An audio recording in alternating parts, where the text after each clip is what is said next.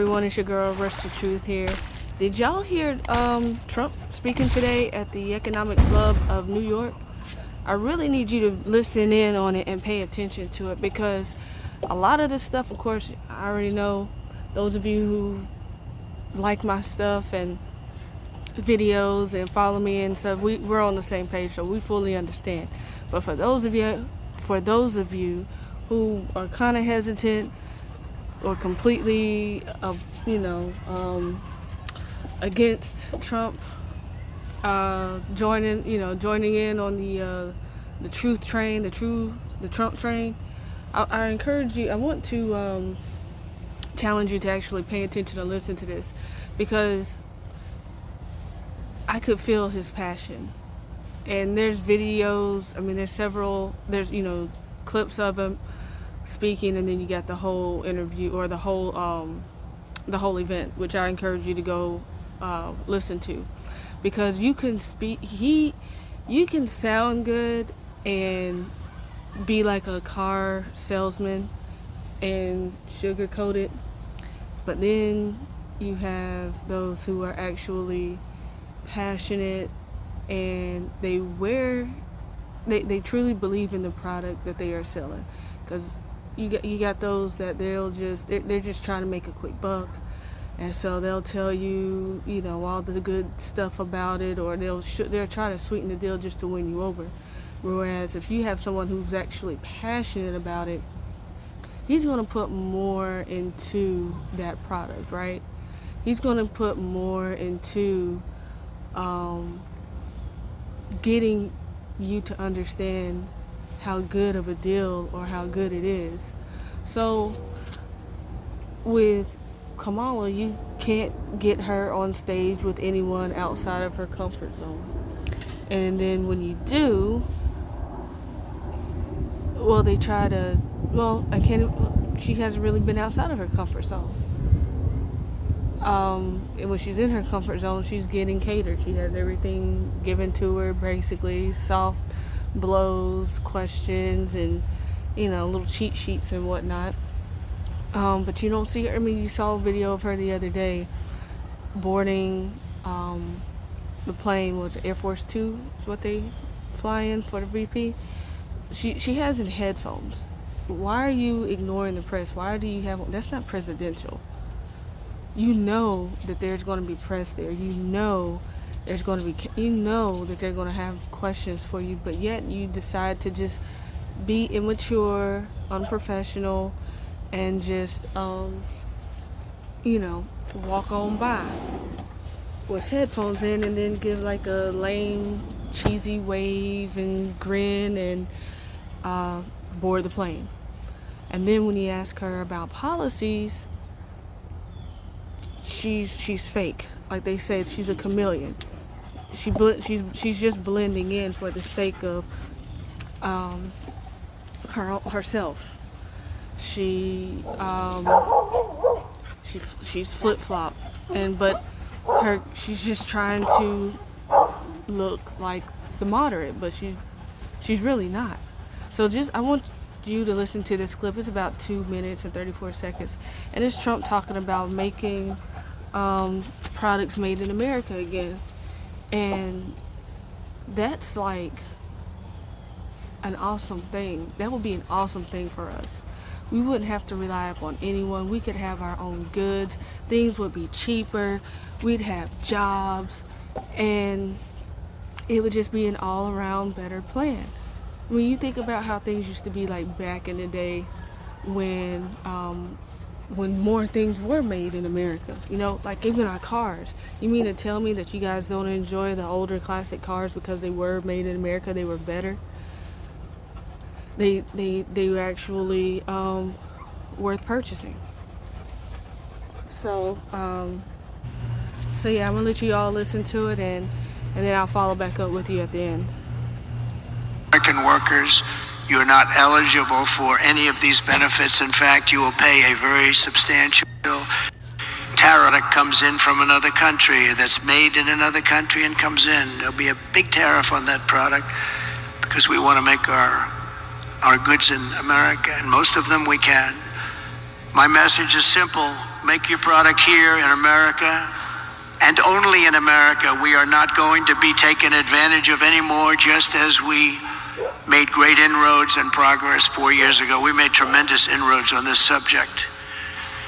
We're not going to watch our wealth and jobs get ripped away from us and sent to foreign countries, which is what's been happening for many, many decades with us. China was built on doing exactly what we're going to be doing and what I started doing 4 years ago. What we're putting forward is the most pro-American manufacturing and jobs policy in modern history for any country. This plan will bring jobs and growth into our country at levels never seen before. Every business on earth will flock to America from Europe, Asia, the Middle East, and all over the world. By contrast, Comrade Kamala Harris wants to sacrifice our wealth, kill the economy, and drive jobs overseas to punish businesses more. Businesses will leave. They'll leave America. They're international companies. They report to their shareholders, and they will leave America if her plan, even in a small form, comes to the fore. Her tax plan, which includes the promise to end the Trump tax cuts, which again by itself would be a massive tax increase, would increase taxes by over $5 trillion, a record many times over. It would result in the largest small business tax hike in history, massively raising taxes on 25 million small business people and raising small business tax rates to 43% and higher. In other words, 20% higher than communist China. Kamala is also vowing to raise the corporate tax rate from 21 to 28%. We're bringing it down to 15%. But she really is looking to raise it to 45%. And of course, as always, I'll leave a link in the description box for you so you can go and check out the full video yourself. But yeah, like, you're looking at American owned, American made. We wouldn't have to be dependent upon anyone.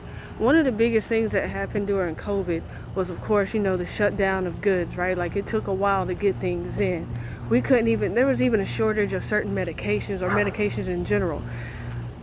Did you know that I think it's like over 90% of medications are from China?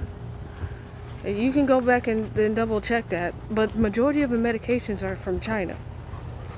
What's going to happen? Like, you got a lot of people that are dependent upon, reliant upon that medication.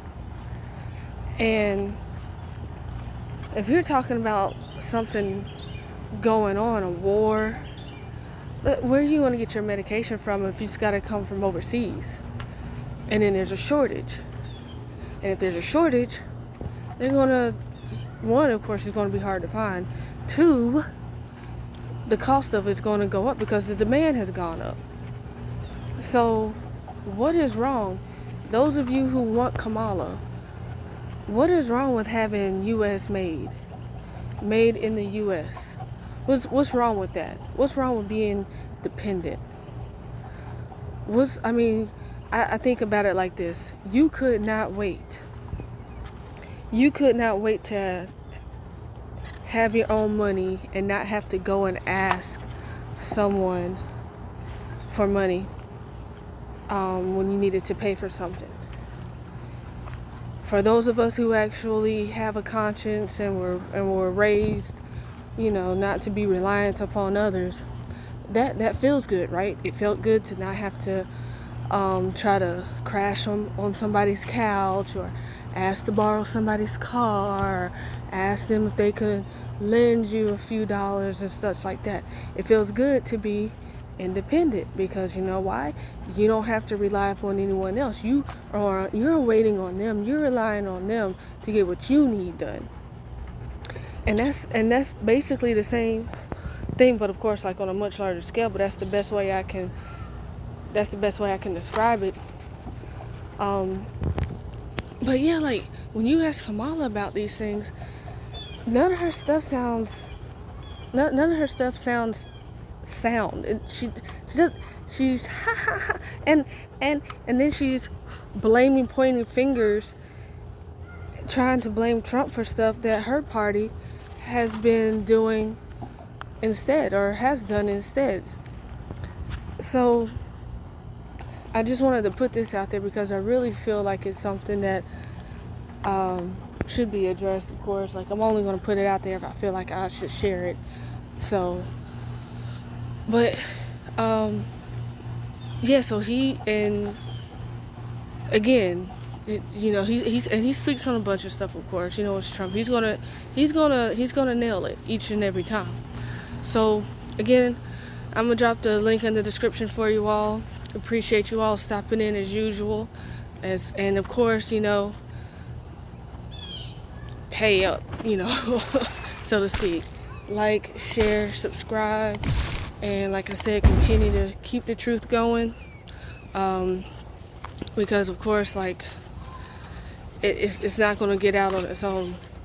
So again, stay prayed up, and catch y'all on the next one.